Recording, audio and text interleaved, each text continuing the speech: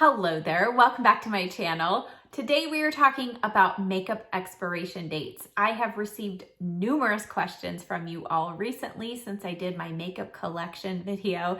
So many of you are asking, does makeup expire? If so, how do I know if it's expired? So I'm going to answer those questions. I'm going to give you kind of the industry standard answer to that question. And then I'm going to give you kind of my philosophy of how I operate and how I decide whether it's time to throw out makeup or not. And then thirdly, I'm going to also give you some tips of how to keep your makeup clean and sanitary so that you're giving it its best chance of a good shelf life. If you're new here, be sure you hit that subscribe button. Now let's get started. All right, so let's start off with the big question. Does makeup expire? Yes, it does. I know, boo-hoo, we cry big tears when that favorite palette or favorite blush, we open it up and we're like, oh no, it's expired, I can't use it anymore. But how do we know when it gets to that point? Well, in the makeup industry, there used to be kind of a set graph that said based on what kind of product it is, it automatically expires in this many months. However, that has changed and I'm grateful for that.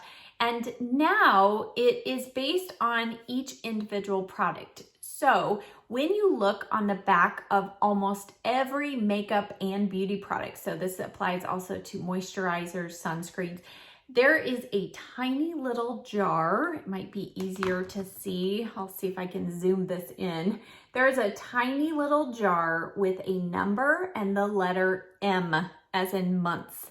And that is the number of months that the manufacturer guarantees that product to be fresh for once you crack open the lid and use it the first time. So if you buy something new, if you buy a backup lipstick and it sits in your drawer and you haven't opened it yet, the expiration time period has not begun. That's a relief, right?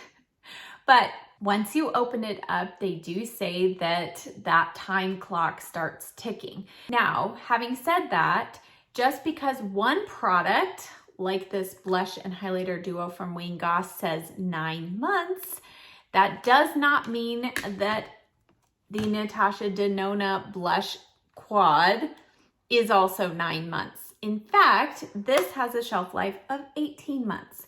I was kind of surprised by that because there's some cream products in here. Also for eyeshadow, this Too Faced palette along with the other Too Faced palettes that I have in my collection say 12 months, but Charlotte Tilbury's is 18 months. Blush-wise, the Tarte Amazonian Clay blushes, they say 12 months. The Charlotte Tilbury blushes say 30 months. I don't know what Charlotte Tilbury's putting in her products, but apparently they last longer. So you hear those numbers and you go, oh my word, I have to throw out everything. Well, let me tell you what my personal philosophy is and what I do. So this is for me personally, for my personal makeup stash. This is not for the makeup that I use on clients. For a makeup artist, they really have to abide by those expiration dates and have to be very careful. For my personal makeup stash, I do not go by those numbers. There's several reasons why, and I'll tell you in a moment, but for me, I actually go by the look of the product and the performance and the smell. So first off, the look of the product. If I opened up this blush and saw a bunch of those little bumps on it, or it looked like it had an oil seal on the top of it, and I scrape it off and I use it and it does that again, that's usually the indicator that it's time to toss. If I touch it and it doesn't have that smooth, silky feel that I know Tarte blushes have, that I remember having when I was using it, if it doesn't feel right, and also if the color looks like it has changed at all. I have actually had that happen. Notice I'm like, that doesn't look like the same color. So if the color has kind of oxidized or changed at all, that is another indicator to toss. If you're looking at a foundation and you're noticing, like, let's just say, for example, this Estee Lauder, if we started seeing separation in there, a foundation should not automatically separate unless it's something like the KVD one that you have to shake every time. If it's not that type of a product and it normally is fully mixed well, then if you see that separation, it's probably time to toss. The last thing that I also always check is the smell of a product. If I open up a MAC lipstick and I don't get that soft vanilla scent, then I know it has gone bad. Lipstick and lip gloss, also the formulation. You can tell when the formula changes. If the lipstick starts getting goopy or gloppy, it doesn't go on smoothly on your lips, or your lip gloss kind of feels a little gummy, then that is another indicator. So